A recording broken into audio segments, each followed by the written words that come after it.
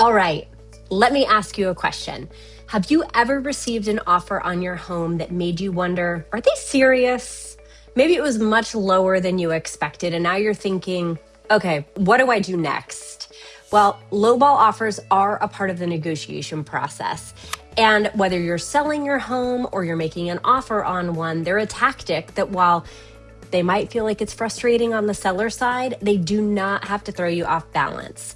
And I totally get it. Receiving lowball offers can feel like a slap in the face. But before you fire back with a rejection or walk away, I want you to take a second to step back and think about why this is happening. Lowball offers are often used to see how flexible you are. The buyer's looking for a good deal, and the seller, well, they're looking to see if they can get a fair price. And so today I want to talk about the 4 effective ways to respond to a lowball offer. The first one is I want you to understand the offer. Before you react, you need to understand where this buyer is coming from. It's something we do a lot when we get a lowball offer. I pick up the phone and talk to the other agent. I don't text, I don't email, I call them. And I say, hey, we got your offer. Would love to try to work with you. Tell me where your buyer's coming from. Help me understand what they're thinking. Can you explain to me what's going on? Are they just one-shotting it, just firing it off? Or are they actually expecting a counter offer with a serious negotiation, right? Is the buyer just trying to get the best deal? Or maybe they don't fully understand the market, or maybe they're using AI to try to negotiate. We're seeing this a lot right now where they're using AI to craft their offer and their negotiation strategy, but they actually don't know what they're doing. And I can tell you right now, AI has never actually bought a home. Can you believe that? So it's important to read between the lines. Sometimes they might be testing your flexibility, and other times they may not actually realize the true value of the property that they're making an offer on. So knowing when they're offering less gives you a solid starting point for your response and gives you space to consider how you want to counter effectively. Number 2 is I want you to stay calm and collected. Sometimes you have to woosah this experience because you just want to punch them when you get a really lowball offer. And I totally get it. Very natural reaction. So we're going to have a minute to kind of freak out. And then what we're going to do is we're going to take a deep breath and we're going to stay calm. Because a knee-jerk reaction is not going to help us get your home sold.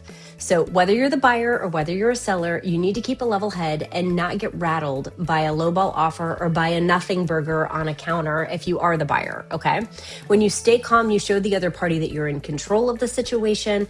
And if you appear too eager or upset, it can actually put you at a disadvantage in this sort of a situation. So before you do anything rash, I want you to remember that this is a business negotiation that you happen to be living in, which is difficult. So you've got the upper hand when you remain composed and calm and collected. The third thing we're going to do is we're going to counter with confidence. All right.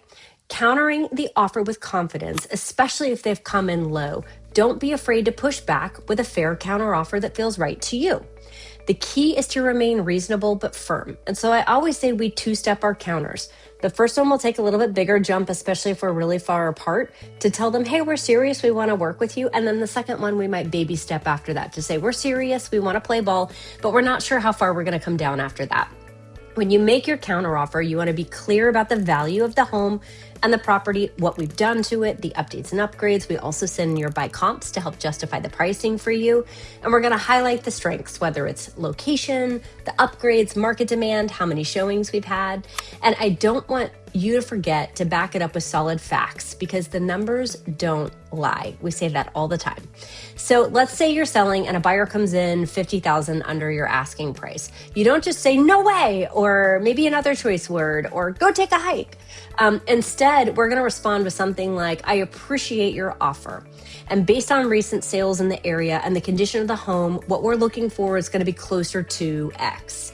And that shows that we're reasonable and we're clear about the value that we're bringing. And the last thing, this is something we get all the time, is when do you know when to walk away?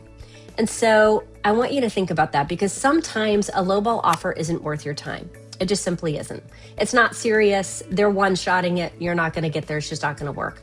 But I want you to think about this because if the offer is actually like the buyer's testing it, but maybe they're expecting a counter, I firmly believe that we always respond. And it may not be where the buyer wants us to go, but we do respond because You'd be shocked at how many times a buyer tests it. They have to say at the happy hour, oh, I lowballed the heck out of them. But what they don't usually say is, oh, and then I actually came up really close to asking price because I really wanted the property. When they give you a lowball, we always respond with a counter. It may not be where the buyer wants it to go, but I don't like letting it die on our side because I have been shocked at how many times we get an offer and the seller's like, absolutely not. There's no way this is going to work. And lo and behold, the buyer ends up seeing the value and coming up to the price we wanted anyways. So when it comes to handling lowball offers, it's all about understanding the offer, staying calm, countering confidently, and knowing when to walk away. And if you've dealt with a lowball offer or maybe have used this strategy before, I would love for you to leave a comment below, and I would love to hear about it because these are the fun, juicy things that we get to hear about in real estate. So shoot us a note. I would love to hear about it. And if you found this video helpful, please hit the like button, subscribe, turn on notifications so you don't miss another one because we're here to help educate you. Thanks for watching. We'll see you next time.